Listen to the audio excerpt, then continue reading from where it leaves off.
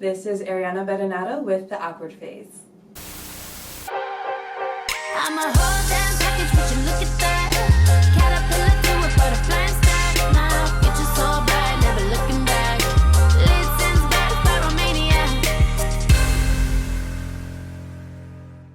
Hello, welcome back to another episode of The Awkward Phase. Today we have Arionna here with us, who is the founder of Collective Casting, diversity-driven and an inclusive agency that represents models, talents, and artists in the Midwest.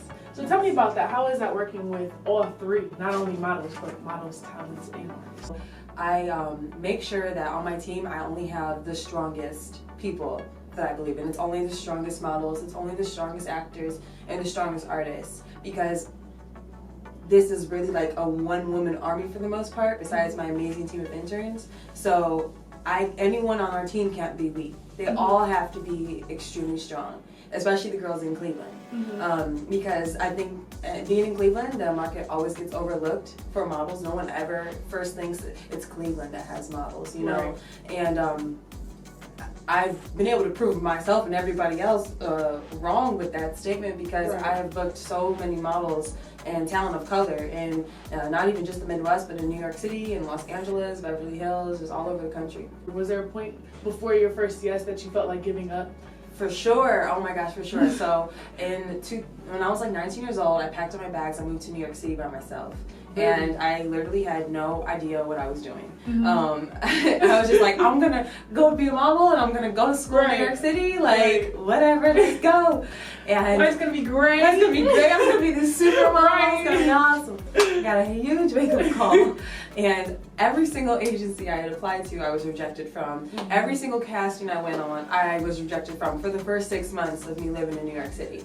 I used to get very depressed off of rejection. And then I had to learn, like, okay, no, this is just part of the process. This is part of the process, you know, right. I have to just build an armor. Now I have an armor. Now I'm like, okay, if I get rejected, okay, I'll be mad for 5 minutes and then I'm over it. You know, I used to harp on it and think, oh, why me? Woe is me. Right. Now I'm more so, the only way that I can move forward is to be accountable. What can I do better next time to book this job? I have to win the room over. I have to walk in and people know automatically, like, okay, she's the one. So changing your attitude. For sure. Had a big difference. A huge difference, because I couldn't submit to victimizing myself. I couldn't submit to, it's because I'm black. Even though that's what I would hear. In New York, they were very blunt, and this was before diversity and inclusion were trends. I would always be told no because I was black. They would look at me and say, we don't want black models. We already have a black model that looks like you. You know, I'm like that token black girl. I'm that light-skinned curly hair black girl. They're already represented at these agencies. And a lot of times they don't make space for more than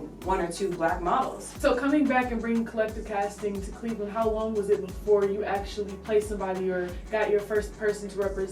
I've been modeling professionally for about 8 years, and in total 11 years now at this point.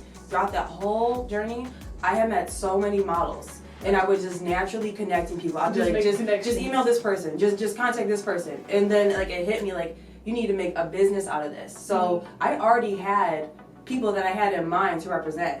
And so it was kind of just like, and people already kind of looked up to me as that person to ask about modeling for. And I'm still that person. So right now, we're going to go into the awkward phase role, and we're going to have Arionna pick 3 questions that she can answer. Okay. If you could change any of the experiences that you have had up to this point, what would it be?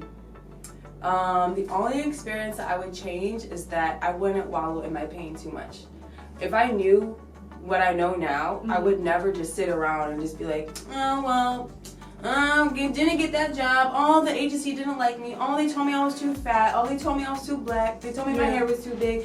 And I would always be like, over those rejection moments, you know? And if I knew what I knew now, I wouldn't have wasted that much time. What character traits did you begin to build within yourself once you created your main goal? So the main character trait was definitely my confidence.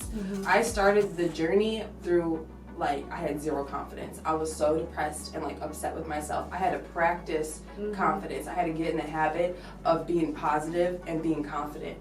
And I think a lot of people, you know, they see me now as this positive, awesome person. I started off at like zero. I started off from the ground. Like I'm seriously a rose made out of concrete. I definitely understand that. You know. All right, so one more question before we go. Okay. Tell us an experience that you've had, either a personal experience or experience from your business and starting your business that has been so awkward and a weird part. Okay, so I think in my personal life, the most awkward thing has definitely been my entire preteens. Before I was a model, I was a total tomboy, and I was not cute.